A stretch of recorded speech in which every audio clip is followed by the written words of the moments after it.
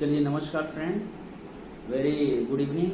And जैसा कि हम लोग इससे पहले डिस्कस कर रहे थे मैक्स वेबर के बारे में, तो मैक्स वेबर से रिलेटेड जो भी थ्योरीज थी वो कंप्लीट हो चुकी हैं। अब मैक्स वेबर से संबंधित whatever questions have been asked in the examination, तो उससे संबंधित क्वेश्चंस अपन देख लेते हैं। तो कुछ क्वेश्चंस आई हैव सेलेक्टेड, मैंने कुछ क्वेश्चंस सेलेक्ट किए हैं, तो उन्हीं क्वेश्चंस को चलिए देख लेते हैं। तो पहला क्वेश्चन मैंने जनवरी 2017 पेपर सेकंड में पूछा गया है नेट के एग्ज़ाम में, और वो ये जो क्वेश्चन पूछा गया है एक मैच द कॉलम के रूप में पूछा गया था, और क्वेश्चन था द रिलीजन ऑफ इंडिया। तो आपको पता है कि द रिलीजन ऑफ इंडिया ये किताब मैक्स वेबर ने लिखी है 1916 में, ठीक है, मैंने आपको बताया भी था। चलिए दूसरा एक क्वेश्चन है जो कि ये क्वेश्चन भी जनवरी 2017 पेपर सेकंड में पूछा गया है। क्वेश्चन मैं आपको नहीं बताऊंगा कि कौन से क्वेश्चन नंबर में, क्वेश्चन 30, क्वेश्चन 32 कौन सा था, ये नहीं बता सकता, क्योंकि हो सकता है सेट अलग अलग हो, ठीक है। तो जनवरी 2017 में ये क्वेश्चन पेपर सेकंड में पूछा गया है, व्याख्यात्मक बोध का कॉन्सेप्ट किसने दिया है? Interpretative understanding. तो इंटरप्रिटेशन के ऊपर जो बात किया गया है वो बात किया गया है मैक्स वेबर के द्वारा। इसको आप कैसे याद रखेंगे? मैक्स वेबर की जो परिभाषा है समाजशास्त्र की, मैक्स वेबर कहते हैं कि समाजशास्त्र सामाजिक क्रियाओं का अध्ययन करता है जिससे क्रियाओं की अर्थपूर्ण व्याख्या की जा सके। समाजशास्त्र सामाजिक क्रियाओं का अध्ययन करता है जिससे क्रियाओं की अर्थपूर्ण व्याख्या, तो अर्थपूर्ण व्याख्या या इंटरप्रिटेटिव अंडरस्टैंडिंग, व्याख्यात्मक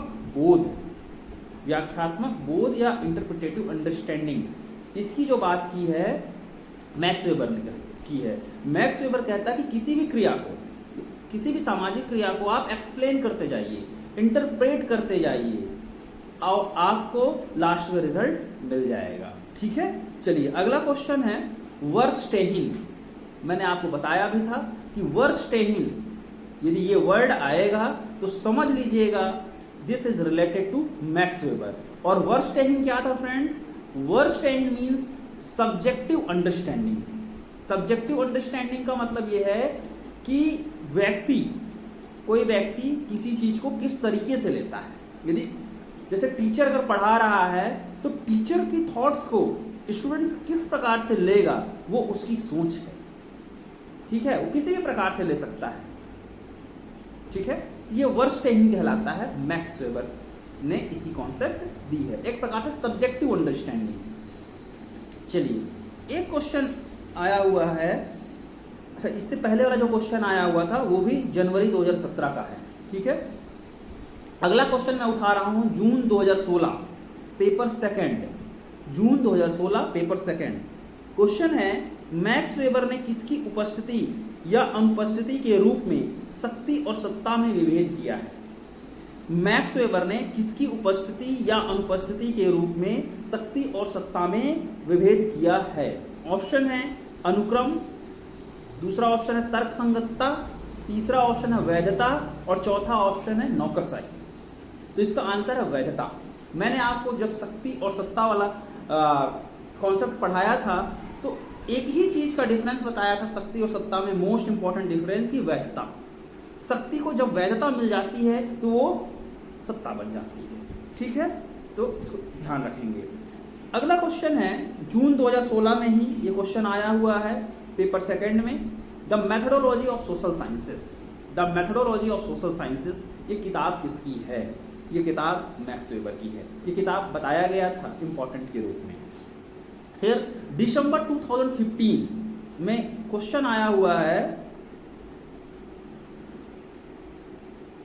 ये इंपॉर्टेंट क्वेश्चन है और इसके ऊपर हम लोगों ने बात नहीं की है, लेकिन फिर भी यहां पे बात हो जाएगी।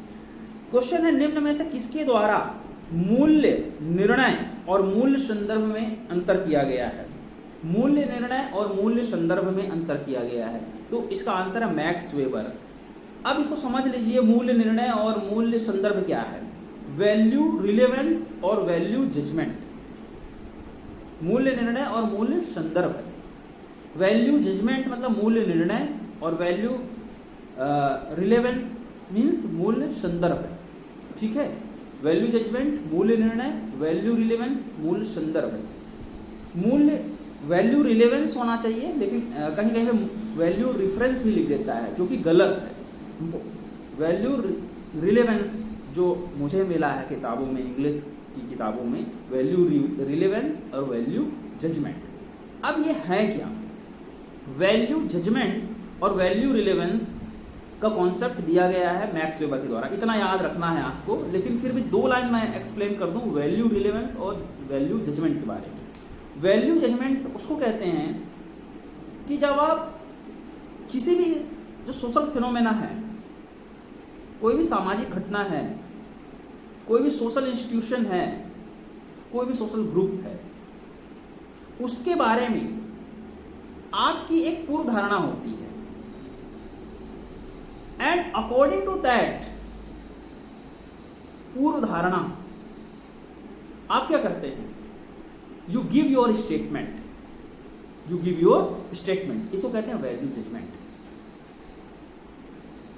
और वैल्यू रिलेवेंस जो है, वैल्यू रिलेवेंस का मतलब यह है कि जो भी सामाजिक घटना है, कोई भी सोशल ग्रुप है, कोई भी सोशल इंस्टीट्यूशन है, या कोई भी सोशल कम्युनिटी है, वहां पे यदि कोई प्रथा, परंपरा, लोकाचार ये सब प्रचलित हैं, आप वहां जाते हैं and you see, you observe, and after that you give your own statement, this will be called value relevance. मतलब आप जाते हैं फील्ड में, देखते हैं और उसके बाद निर्णय देते हैं। मैक्स वेबर ने वैल्यूज और फैक्ट दोनों को सेपरेट करने की बात कही थी, और कहा था कि एक एकेडमिशियंस को जब वो लेक्चर देने जाता है तो अपने वैल्यूज को सामने रख देना चाहिए अलग से, और जो फैक्ट हैं उसके ऊपर चर्चा करनी चाहिए क्लासेस में। स्पेशली जब टीचर क्लास में जाता है तो उसकी जो धारणाएं हैं, उसकी जो क्या बोलते हैं, बहुत सारे हमारे मन में एक थॉट्स होते हैं किसी चीज के विषय में, भले ही वो चीज क्या बोलते हैं, हमने उसको वेरीफाई किया हो या नहीं, लेकिन फिर भी हमारे दिमाग में हर चीज के बारे में एक सोच जमी रहती है। तो वही चीज वेबर कहते हैं कि जब भी एक टीचर क्लास में जाए तो उसको उठा के फेंक दे और फैक्ट की बात करे। मैं बात करूं मैक्स वेबर की, तो मैक्स वेबर ने भी वैल्यू जजमेंट का थोड़ा सा शिकार हुए हैं। मैक्स वेबर जब यहूदियों का वर्णन करते हैं, उन्होंने यहूदी धर्म का भी अध्ययन किया और एंशिएंट जुडाइज्म करके एक किताब लिखी है। तो उसमें वो यहूदियों को क्या कहें, एक वर्ड मुझे याद नहीं आ रहा, आउटकास्ट पीपल कहा है, अछूत कहा है। मतलब उनको एक गंदी नज़र से उन्होंने देखा है यहूदियों को उस किताब में। तो वो भी वैल्यू जजमेंट का शिकार हुए हैं, जबकि कहते हैं कि आप वैल्यूज को अलग रखिए, अपने पूर्व धारणाओं को अलग रखिए, लेकिन कहीं ना कहीं वेबर भी पूर्व धारणाओं का शिकार हुए हैं। चलिए अगला क्वेश्चन। ये क्वेश्चन आया हुआ है कि आइडियल टाइप्स मेथड किसने दिया है? आइडियल टाइप्स मेथड किसने दिया है? जून 2015 में आया है। ठीक है, तो आपको मैंने बताया था आइडियल टाइप्स, आदर्श प्रारूप की अवधारणा, ये दिया गया है किसके द्वारा? मैक्स वेबर के द्वारा। चलिए एक आप याद कर लीजिए इसको, इसमें कुछ है नहीं। लाइफ चांसेस, जीवन अवसर, लाइफ चांसेस और लाइफ स्टाइल। ठीक है, लाइफ चांसेस और लाइफ स्टाइल, ये शब्द जो है मैक्स वेबर के द्वारा दिया गया है। ठीक है, ये आपको याद करना है। एक्चुअली ये प्रतिष्ठा समूह एक बन रहा था, प्रतिष्ठा समूह उन्होंने बनाया था, तो उसमें लाइफ चांसेस, लाइफ स्टाइल, ये सारे शब्द को उन्होंने लाया था। तो लाइफ चांसेस और लाइफ स्टाइल, ये शब्द दिया गया है मैक्स वेबर के द्वारा, आपको याद रखना है। चलिए एक क्वेश्चन और है आज का लास्ट क्वेश्चन। चलिए दो क्वेश्चन और हैं। अगला क्वेश्चन है दिसंबर 2013 में पेपर सेकंड में ये क्वेश्चन आया है, the Protestant ethics and spirit of capitalism. Most important किताब मैंने कहा था आपको, ये कहीं ना कहीं आपको जरूर दिख जाएगी, the Protestant ethics and spirit of capitalism 1904 और 5। ये पूछा गया है कि किताब किसने लिखी है, ठीक है, याद रखेंगे। अब देखिए क्वेश्चन को कैसे उलझा के दिया हुआ है। दिसंबर 2013 में ही पेपर सेकंड में एक क्वेश्चन बहुत बेहतरीन तरीके से पूछा गया है और मैंने आपको बोला भी था कि इसको ध्यान रखेंगे। क्वेश्चन सीधे लिखा है, वर्ल्ड रैशनल की अवधारणा से कौन संबंधित है? वर्ल्ड रैशनल की अवधारणा से कौन संबंधित है? सीधे सीधे संबंधित कौन होगा? Max weber. मैंने आपको बताया था ज्वेक रैशनल, जो कि तार्किक क्रिया थी, रैशनल एक्शन है ना, तार्किक ज्वेक रैशनल और रैशनल एक्शन सेम था। फिर मैंने आपको बताया था वर्ल्ड रैशनल, और वर्ल्ड रैशनल को ही इवैल्यूएटिव एक्शन बोला गया है। इवैल्यूएटिव एक्शन इंग्लिश में और world rational that was in the German, ठीक है। फिर तीसरी एक बताया था उन्होंने क्या, अफेक्टिव एक्शन, प्रभावात्मक, और फिर ट्रेडिशनल एक्शन। 4 प्रकार की क्रियाएं बताई थी, ज्वेक रैशनल, वर्ल्ड रैशनल, ज्वेक रैशनल जिसको आप रैशनल एक्शन कहते हैं, तार्किक क्रिया, वर्ल्ड रैशनल या इवैल्यूएटिव एक्शन मतलब मूल्यांकनात्मक क्रिया। फिर तीसरा मैंने बताया था एक ट्रेडिशनल एक्शन, ठीक है, परंपरात्मक क्रिया, और चौथा एक था अपना अफेक्टिव एक्शन, प्रभावात्मक क्रिया। 4 प्रकार की क्रियाएं। तो शुरू की 2 आपको बहुत इंपॉर्टेंट याद रखना है, ज्वेक रैशनल और वर्ल्ड रैशनल। ये ज्वेक रैशनल और वर्ल्ड रैशनल जर्मन में ही पूछ देता है कभी कभी, है ना।